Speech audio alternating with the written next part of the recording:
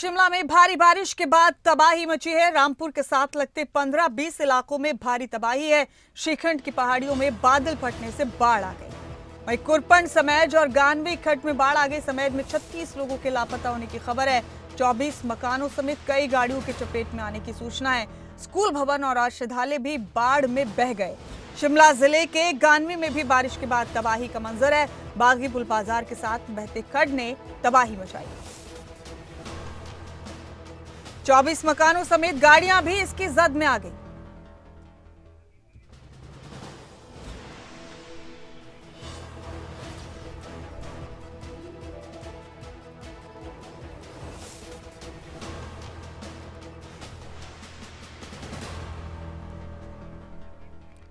तो रामपुर के साथ लगते 15-20 इलाकों में भारी तबाही की तस्वीरें हैं। कुरपन, समेज और गानवी खड्ड में बाढ़ आ गई। समेज में 36 के करीब लोग लापता हैं। कई लोगों के शव भी मिल चुके हैं। 24 मकानों समेत कई गाड़ियां भी बाढ़ की चपेट में आई हैं। बड़ा अपडेट आपको दे रहे हैं। तबाही के मंजर हैं हिमाचल प्रदेश के कई इलाकों में लगातार। शिमला जिले के गानवी में भी बारिश ने तबाही मचाई है। वहीं बागी पुल बाजार के साथ बहती खड्ड ने तबाही मचाई है। शिमला में भारी बारिश के बाद ये खौफनाक तस्वीरें सामने आ रही।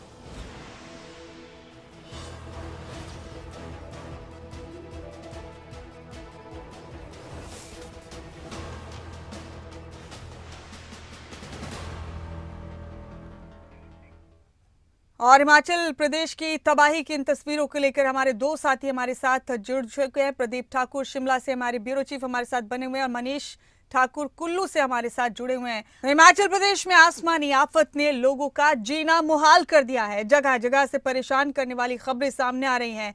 कई लोग लापता हैं, कई के शव भी बरामद हुए। बड़ा अपडेट है, बड़ी खबर है हिमाचल प्रदेश से और इसी को लेकर हमारे दोनों साथी बने हुए मेरे साथ। पहले रुक करेंगे शिमला से अपने ब्यूरो हेड प्रदीप ठाकुर का। प्रदीप, तबाही की तस्वीरें हम लगातार दिखा रहे हैं अपने दर्शकों को। ये दुआ, ये प्रार्थना भी की जा रही है कि तबाही का ये सिलसिला अब थमना चाहिए। अभी क्या सूरत हाल है प्रदीप, बताइए किन इलाकों में किस तरह से लोग जिंदगी बसर कर रहे हैं, सरकार और प्रशासन की क्या कार्रवाई? बिल्कुल, देखिए, बीती रात को 3 स्थानों पर बादल फटने की घटनाएं हुई और उसके बाद जो खौफनाक मंजर है वो अभी भी देखा जा सकता है।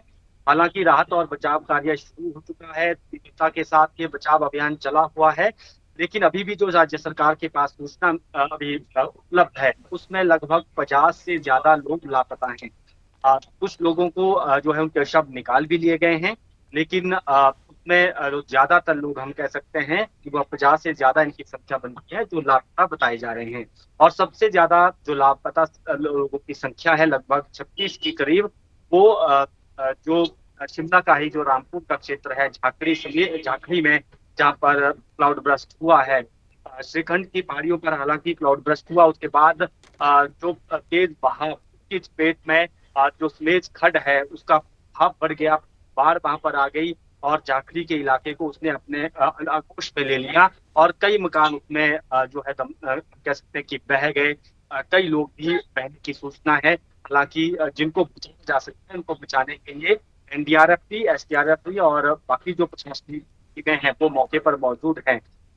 ये जानकारी है कि श्रीखंड की पहाड़ियों पर पहले बादल फटा, फिर वो दो तरफ से, एक समेज की तरफ से और दूसरा जो निरमंड का क्षेत्र है, बागी पुल का जो इलाका है उस क्षेत्र से वहां पर बाढ़ आई 2 स्थानों पर और उसमें नुकसान हुआ है। बागी पुल में भी बहुत ज्यादा नुकसान हुआ है, पर भी बताया जा रहा है कि लापता हैं कुछ लोग। और इसी तरह से मंडी की अगर बात करें, जो चौहार घाटी है वहां पर लैंडस्लाइड हुआ है, वहां पर भी कुछ लोग लापता है 10 के करीब। तो कुल मिलाकर 50 से ज्यादा इनकी संख्या बनती है जो लापता लोग हैं। मुख्यमंत्री सुखविंदर सिंह सुक्खू ने पहले अधिकारियों के साथ बैठक की, पूरी फीडबैक ली, उसके बाद वो यहाँ से रामपुर जाने के लिए रवाना हो गए थे। लेकिन नाडेल से हेलीकॉप्टर इसलिए टेक ऑफ नहीं किया क्योंकि रामपुर में लैंडिंग सिचुएशन ठीक नहीं है, इस वजह से उन्हें वापस आना पड़ा। इस वक्त अपने यहाँ पर जो राज्य सचिवालय है वहां पर मौजूद है मुख्यमंत्री, और राजस्व एवं आपदा प्रबंधन मंत्री जिनके पास विभाग है जगत सिंह नेगी, वो सड़क मार्ग से रामपुर के लिए रवाना हो गए हैं। डीसी और एसपी वहां पर पहले ही मौके पर पहुंचे हैं और जिन लोगों को राहत शिविरों में रखना है। ठीक है प्रदीप, आप नजर बनाए रखिए हमेशा की तरह इन तमाम तस्वीरों पर। हम आपसे फिर अपडेट लेंगे। फिलहाल मनीष का रुख करेंगे। मनीष, आप बताइए कुल्लू में अभी क्या हालात हैं, क्या लोगों को थोड़ी राहत मिलती हुई नजर आ रही है क्या?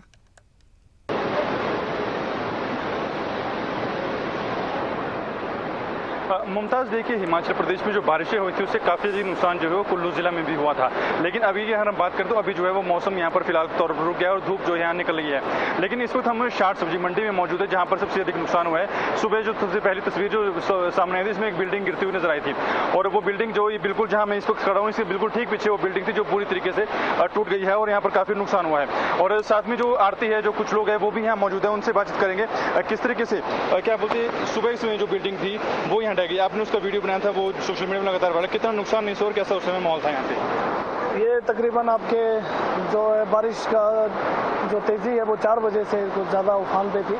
ये अपना मलाना डैम 2 में जो है पानी बढ़ने की वजह से यहाँ पे जो भारी नुकसान हुआ है उसकी वजह से अब कल तकरीबन 5-5.25 करोड़ रुपए की बिल्डिंग जो है यहाँ पे चंद सेकंड मतलब 20 सेकंड में ढह के नदी में ध्वस्त हो चुकी है।